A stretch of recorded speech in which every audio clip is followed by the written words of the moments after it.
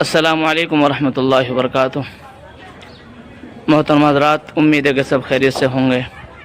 میں آپ کو ایک دل دہلا دینے والا واقعہ بتاتا ہوں کہ آج فرید آباد جماعی کالونی بڑکل کے اندر جو جماعی کالونی بنی ہوئی ہے، بڑکل سے تھوڑے کنارے پر آج سرکار کی طرف سے اس کو توڑا جا رہا ہے۔ یہ وہ مسجد ہے جس کے بارے میں آپ کو بتلانا جا رہا ہوں۔ پوری بستی کو، پوری کالونی کو توڑا جا رہا ہے، اور یہ بڑی عالیشان مسجد بنی ہوئی ہے۔ کیا اس کے اندر ٹیل لگے ہوئے ہیں، کیا پتھریں لگے ہوئے ہیں، بالکل منقش اس کو سجا رکھا ہے۔ بہترین مسجد ہے اور بہت قدیم مسجد ہے ماشاءاللہ، اور مسلمانوں کی تعداد بھی کافی ہے، پوری مسلم بستی ہے، اور غریب طبقہ کے لوگ بیچارے اس کے اندر رہتے ہیں۔ میوات کے بھی ہیں، یو پی کے بھی ہیں، بہار کے بھی ہیں، دہلی کے بھی ہیں، ادھر ادھر طبقہ کے لوگ رہنے والے ہیں۔ یہ وہ مسجد ہے، میں آپ کو دکھانے جا رہا ہوں، دیکھ لیجیے اس کا نظارہ۔ مجھے تقریباً 1 سال ہو گئی، میں عبدالواجد ڈھاک پوری میں اس مسجد کے اندر امامت کرتا ہوں۔ بس میں کیا کہہ سکتا ہوں، بہت غمی کا ماحول ہے، پوری بستی میں ماتم چھایا ہوا ہے، جس طرح کہ کسی کنبہ کو اور کسی قبیلے کو مار دیا گیا ہو۔ بالکل تمام مکانوں کو توڑا جا رہا ہے، بلڈوزر چلائے جا رہے ہیں، اور مسجد کو بھی توڑا جا رہا ہے۔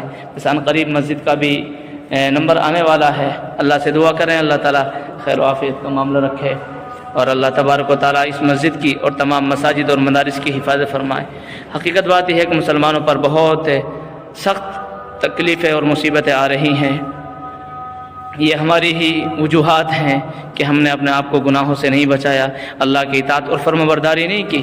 اس لیے میں تمام اپیل کرتا ہوں تمام مسلمانوں سے کہ اپنے آپ کو گناہوں سے بچائیں، اپنے آپ کو نیک اعمال پر جمائیں، اللہ کی اطاعت اور فرمانبرداری کریں، اپنے آپ کو ہر طرح کے گناہوں سے بچانے کی کوشش کریں، شریعت کے مطابق زندگی گزارنے کی کوشش کریں۔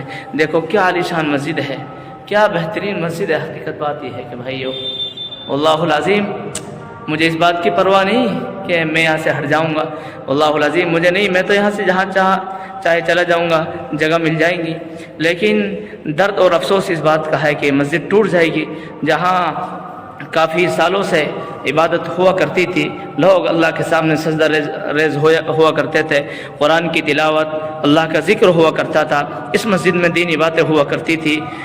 میرے بھائیوں، قرآن کو سیکھنا سکھانا کیا جاتا تھا، احادیث کو سیکھنا سکھانا کیا جاتا تھا، وہ بالکل سلسلہ ختم ہو جائے گا اور وہ مسجد ٹوٹ جائے گی۔